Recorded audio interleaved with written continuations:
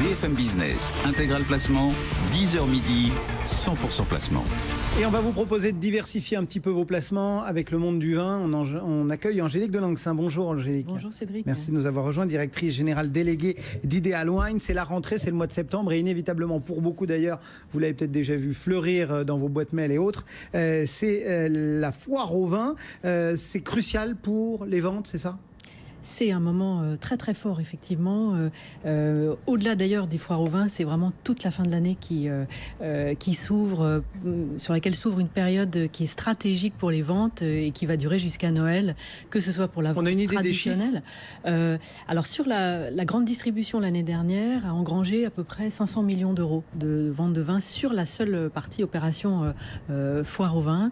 C'était un chiffre d'ailleurs qui était en léger retrait par rapport à 2015. Donc j'imagine que c'est un enjeu assez crucial cette année. Si on le met en proportion de ce qui se vend sur Internet, alors c'est sans commune mesure. Internet, c'est peu ou prou 500 millions d'euros, ça représente peu ou prou un tiers de ce que vend Internet. On va atteindre à peu près 1,5 milliard de vins vendus au travers d'Internet. C'est à peu près 10% de ce qui se vend sur le marché globalement du vin en France. C'est un marché qui progresse de 100 millions par an, cela dit, et sur lequel, avec l'arrivée des millennials, les choses vont encore beaucoup bouger. Est-ce que c'est un moment où l'on peut imaginer faire de vraies bonnes affaires de placement, par exemple? Enfin, je vous pose la question en toute objectivité, même si vous lancez vous aussi votre foire au vin, donc vous avez peut-être tendance à vouloir la booster, mais voilà, est-ce qu'on peut garder un petit peu de recul et se dire, est-ce que c'est le bon coup, c'est la bonne occasion pour les vins à boire, pour ceci, cela, mais pas forcément pour le placement? Ou est-ce que pour le placement, pour le vin un peu plus patrimonial, comme on aime à l'évoquer avec vous, c'est aussi un bon moment?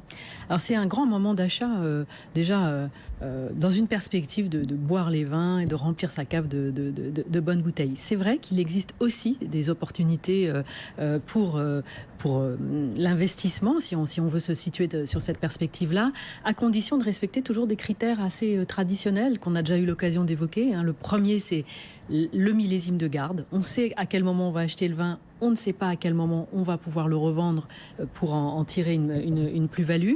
Donc là, il y a une chose intéressante, c'est que si on trouve dans les foires au vin un beau millésime tel que le 2015, qui est un grand millésime de garde, là, il y a certainement de très bonnes opportunités. Encore une fois, du point de vue du placement. Il faudra être beaucoup plus vigilant, en revanche, sur les stocks des années précédentes, et notamment 13, 12, 11, qui ne sont pas forcément des grands millésimes, sur lesquels il faut être très sélectif en matière de producteurs, choix de producteurs. Ça, c'est le premier critère. Donc, on ne sacrifie pas tout sur le prix, il faut garder ses bons réflexes, et un peu comme dans l'immobilier, on fait l'emplacement.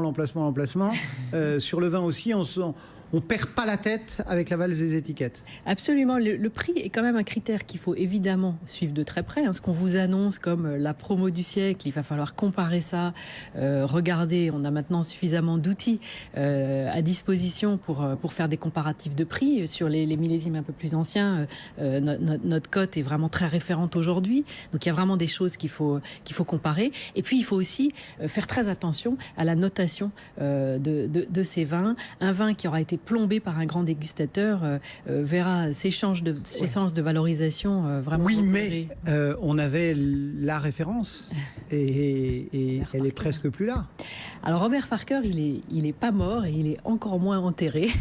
Ouais. Notamment, nous, on le voit au niveau des enchères. On a passé notre été à faire un tour de France régional des palmarès des plus belles enchères qu'on a pu observer. Et si en démarrant par Bordeaux, sur les 20 les plus chers de notre palmarès, 5 avaient quand même obtenu un 100 sur 100, la fameuse note maximale de Robert Parker. Donc il n'est pas mort.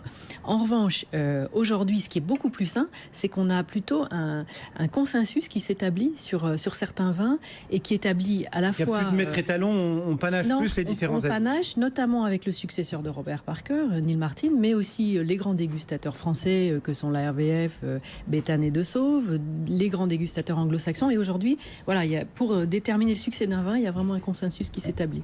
Alors revenons à vos palmarès. Tiens, quels en sont les principaux enseignements sur le début d'année?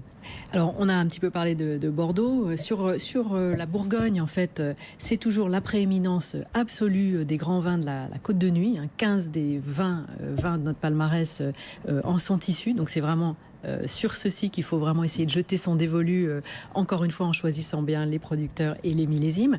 Dans le Rhône, c'est Châteauneuf-du-Pape qui tient la corde. On a notamment sur la partie sud 9 des 10 vins du palmarès qui sont issus de cette région. Même si le vin le plus cher, lui, vient d'Hermitage. C'était la fameuse cuvée Catelin de Jean-Louis Chave dans le millésime 98 qui a été le vin le plus cher de ce palmarès. Et puis, on a aussi en Champagne une situation assez classique avec un palmarès des 20 vins les plus chers qui sont tous issus des plus grandes maisons. Vous n'avez pas vraiment de producteurs aujourd'hui qui émergent, ou en tout cas pas à ce niveau-là du classement. Est-ce qu'il y a de nouvelles tendances justement qui émergent aujourd'hui? On parle beaucoup de la biodynamie, des vins nature. Enfin, est-ce que ce sont des choses qui commencent à être marquantes? Oui, alors ça c'est la partie vin nature. C'est vraiment la conclusion de tous nos palmarès dans les autres régions. C'est que c'est un phénomène transversal qui émerge en fait généralement parce que vous avez dans une appellation, dans une région, un producteur qui prend la tête, qui devient le chef de file et qui a souvent une personnalité très forte, qui n'hésite pas à s'affranchir de certaines règles de son appellation et qui ouvre la voie. Vous avez eu dans la Loire le Clos Rougeard. Aujourd'hui, vous avez en Anjou les vins de Richard Leroy qui émergent, ou ceux d'Edmond Vatan à Sancerre. Dans le Beaujolais, vous avez eu Marcel Lapierre et aujourd'hui, vous avez une myriade de producteurs dont on n'aurait jamais vu les noms apparaître il y a 10 ou 15 ans ou même 17 ans quand on a créé nous, Ideal Wine. Vous avez également, même jusqu'en Corse, des vins nature qui émergent. Donc vraiment, aucune région n'est à l'abri de ce phénomène et on voit surtout qu'on a aujourd'hui une demande mondiale qui émerge pour ces vins-là. Bon, on en reparlera, j'imagine, parce que ça monte un petit peu partout et on aura l'occasion d'en reparler peut-être après les foires au vin et les vendanges. Absolument. Merci beaucoup, Angélique Delinxin, donc pour Ideal Wine, régulièrement à vos côtés pour explorer ce monde du vin à travers cette facette du placement. À très bientôt.